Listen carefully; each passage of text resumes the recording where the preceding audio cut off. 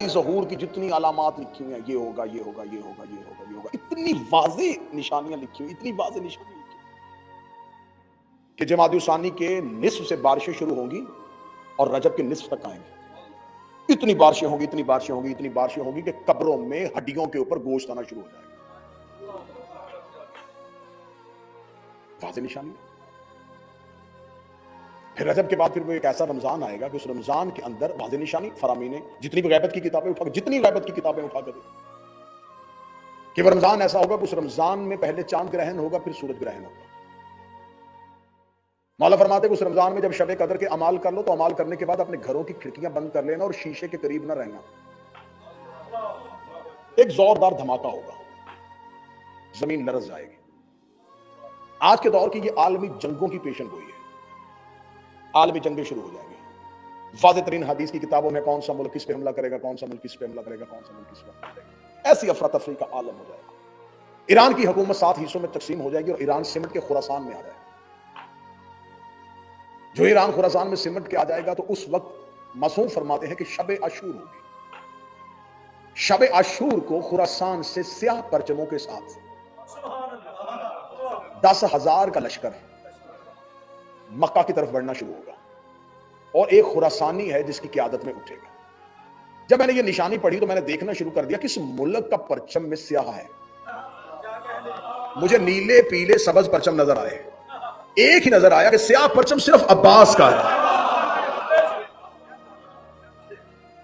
اور شب عاشور میں اگر سیاہ پرچموں کے ساتھ اٹھنا ہے تو یہ کوئی جلوس آ رہا ہے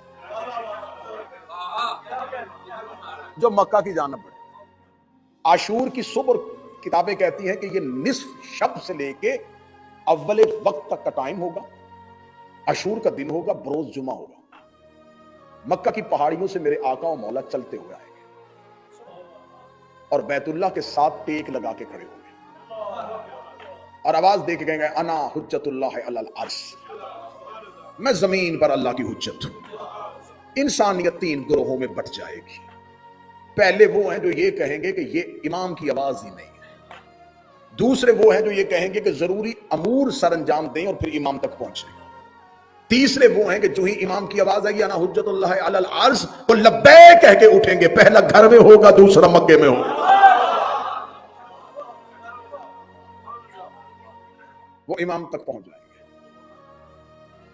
10,000 کا لشکر خراسان کی طرف سے آئے گا اور امام کے پیچھے 4 نبی چل رہے ہوں گے، الیاس و خضر، ادریس و عیسیٰ.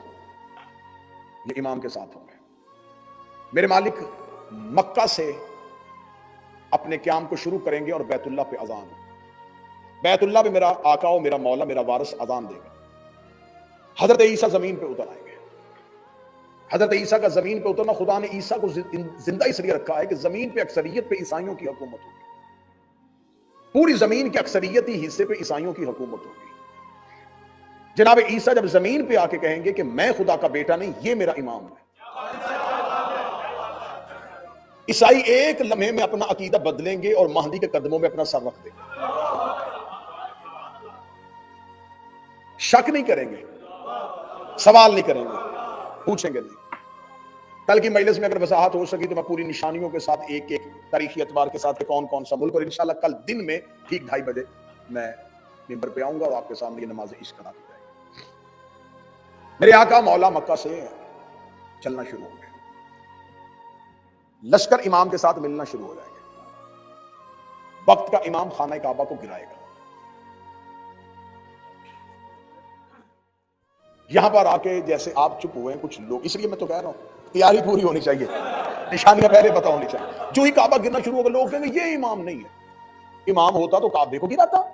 جو ہی امام واپس پلٹنے لگے، وہ لوگ واپس پلٹنے لگیں گے تو امام کہیں گے انہیں واپس نہ بلانا، جانے دو ان کو گھروں میں. انہوں نے امام کے ہوتے ہوئے اینٹوں کے گھر کو عزت دی.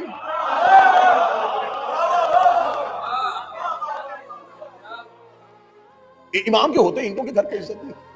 پھر امام جو بچ جائیں گے، جن کو یقین ہوگا، امام ان کو کہیں گے یہ اپنی بنیادوں پہ نہیں ہے. جہاں حضرت ابراہیم نے اٹھایا تھا وہاں ہے ہی نہیں. جاؤ جا کے تاریخیں اٹھا کے دیکھو، 7 مرتبہ تو کعبہ تعمیر کیا گیا. یہ کعبے کی طواف کا رقبہ ہی نہیں ہے. مولا امیر المومنین نے کہا تھا جب رکن کا مقام ابراہیم پہ رکھنے لگے تھے، علی نے فرمایا یہ مقام نہیں ہے ابراہیم کا. آپ یہ جا کے کتابوں سے پڑھنا کہ کب آخری بار کعبہ جو ہے اس کو کب تعمیر کیا گیا۔ امام کعبے کو اس کی بنیادوں پہ رکھے جہاں پہ ابراہیم نے رکھی تھی۔ مسجد نبوی کو وسیع کیا جائے، امام وہاں سے شروع ہوں گے، زمین و آسمان پہ جہاں جہاں آقا و مولا کے ماننے والے ہیں وہ مکہ پہنچنا شروع ہوں گے۔ میرے آقا و مولا کا لشکر نجف کی طرف چل رہا ہوگا، کیونکہ میرے مولا کا دارالحکومت کوفہ ہوگا، اور اس دور کا کوفہ جو آج ہے وہ نہیں ہوگا، یہ نجف اور کربلا یہ کوفہ کے اندر ہی ہوگا۔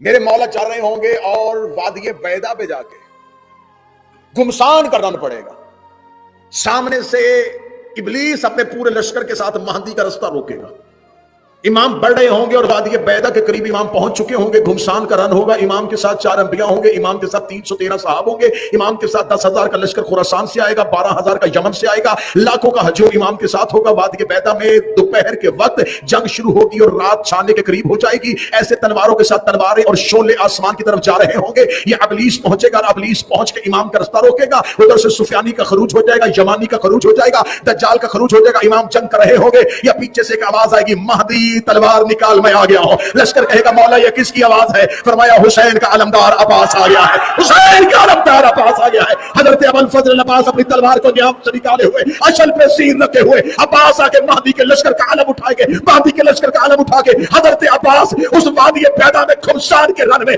یوں سروں کو تروں سے جدا کر رہے ہوں گے، یا ابلیس مہدی کے گھوڑے کے سامنے کھڑا ہوگا، یا مشرق کی جانب سے ایک ندا آئے گی مہدی کب آنا نا میں بھی آ گیا ہوں۔ آواز آئی اب کون آیا ہے؟ آواز آئی اسد اللہ علی آ گیا۔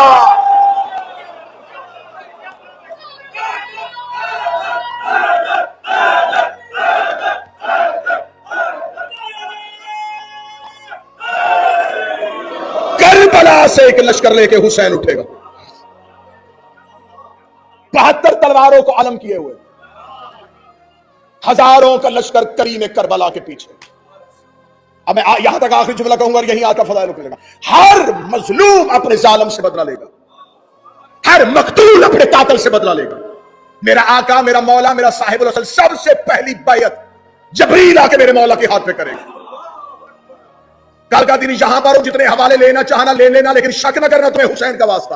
جبرائیل نے آدم سے لے کے 11ویں تک کسی کے ہاتھ میں بیعت نہیں کی، یہ شاگرد ہے علی کا، بیعت نہیں کی ہے، یہ بیعت صرف مہدی کے ہاتھ میں کرے۔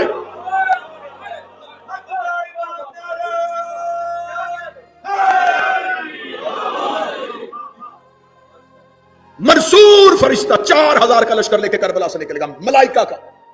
یہ 4000 وہ ملائکہ ہیں جو 10 محرم نصرت حسین کے لیے زمین پہ اترے تھے۔ میرے آقا مولا نے نصرت سے انکار کر دیا تھا، اللہ نے عرش پہ بلانے سے انکار کر دیا تھا، تمہیں حسین کے لیے بھیجا تھا، عرش پہ نہ آنا، جاؤ قبر حسین پہ بیٹھ جاؤ۔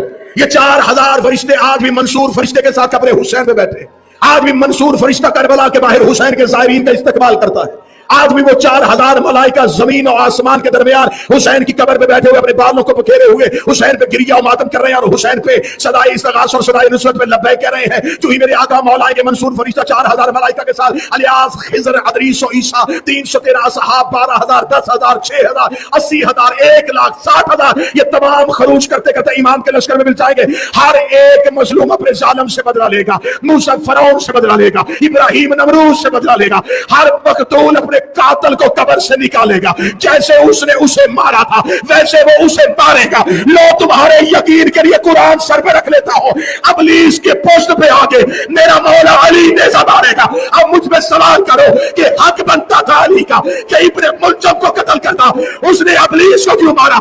اس لیے کہ ابلیس اللہ کا دشمن ہے اور علی ید اللہ۔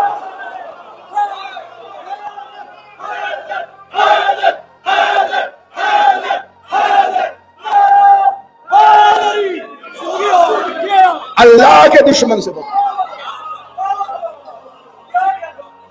اللہ کے دشمن سے بدلا علی نے۔ زمین عدل و انصاف سے بھر جائے گی۔ عراق سے، حدیث کہتی ہیں عراق سے اگر کوئی عورت زیور سے بھری ہوئی شام کی طرف پیدل سفر کرے اسے کوئی نہیں دیکھے گا۔ وحشی درندے گھروں میں رہنا شروع کر دیں گے، زہریلے جانوروں کے زہر کا اثر ختم ہو جائے، زمین اپنے خزانے اگل کے باہر پھینک دے، سونا اور چاندی زمین پہ بکھرا ہوا پڑا ہوگا اور مہدی کے نوکر ٹھوکرے مار کے چل رہے ہیں۔ میرے آقا کا صدقہ اتارنے والے ہوں گے، لینے والا کوئی نہیں ہوگا۔